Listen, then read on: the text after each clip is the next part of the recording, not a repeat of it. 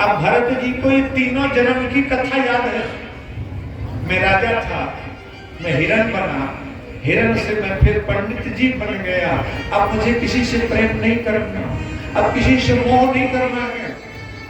आत्मवृत्ति के अनुसार मानसिक भजन करूंगा, ऐसा आचरण करूंगा कि लोग समझे कि बड़ा मूर्ख है, बड़ा अज्ञानी है।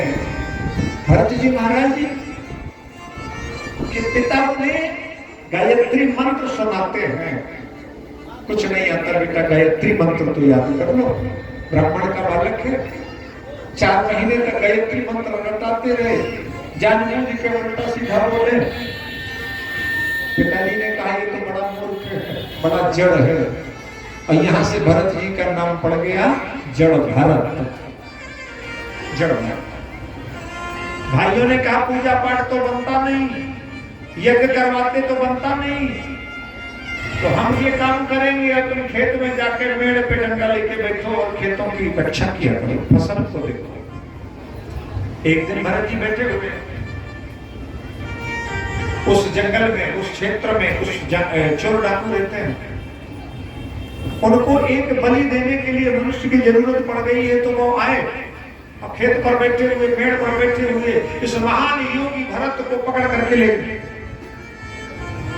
स्नान कराया, तिलक लगाया, माला पहनाई, माता भद्रकाली की मूर्ति के सामने खड़ा कर दिया है। और ये अज्ञानी उस महान भक्त भरत जी महाराज को काली मैया के लिए मारना चाहते हैं। जहां तलवार उठाई, भरत शांत मुद्रा में बैठे हुए हैं, भरत वीतराग हो गए हैं, भरत परमहंस की गति को प्राप्त कर गए। 2 प्रकार के संतों की भावनाएं सुनिए आप। एक होते हैं हंस और एक होते हैं परमहंस। हंस कैसा होता है? हंस की संक्षिप्त व्याख्या यह है कि जो अच्छाई देखे, बुराई भी देखे, अच्छाई भी जाने, बुराई भी जाने, बुराई को छोड़ दे, अच्छाई को ग्रहण कर ले। जो अवगुण को त्याग दे, गुण को ग्रहण कर ले, उसको कहते हैं हंस। जैसे हंस का काम है दूध और पानी को अलग करके दूध को ग्रहण कर लेना, पानी को छोड़ देना। नीर क्षीर विवरण गति हंसी, ये हंस की गति है। वो दूध खींच लेता है, पानी छोड़ देता है। तो इस संसार में दोनों चीजें हैं, अच्छाई भी है, बुराई भी है। अगर हमारी नजर हंस की है तो हम अच्छाई ग्रहण कर लेंगे, बुराई छोड़ देंगे। अब दूसरे हैं परमहंस। परमहंस की व्याख्या यह है कि जो ना अच्छाई देखे न बुराई देखे, जो देखे तो सब में भगवान के स्वरूप को देखे, जो सारे प्राणियों को भगवान के स्वरूप को मान करके जिए। जैसे गोस्वामी तुलसीदास जी महाराज ने कहा, श्री राम में, ये परमहंस की नजर है, ये सब जग जानी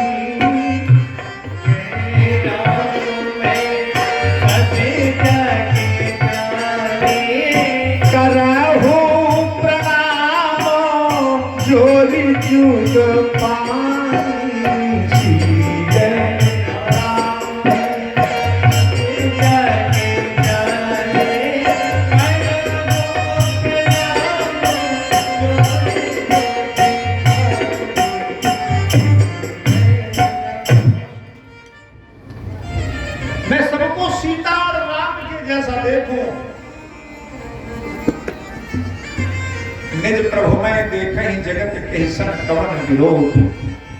ये परमहंस की नजर है, ये परमहंस की नजर है। श्री सुखदेव जी महाराज को परमहंस कहा गया है, परमहंस। इसलिए जब अध्याय पूरा होता है तो कुंजिका में लिखा होता है, इति पारमहंस्याम संहितायाम 10वां अध्याय।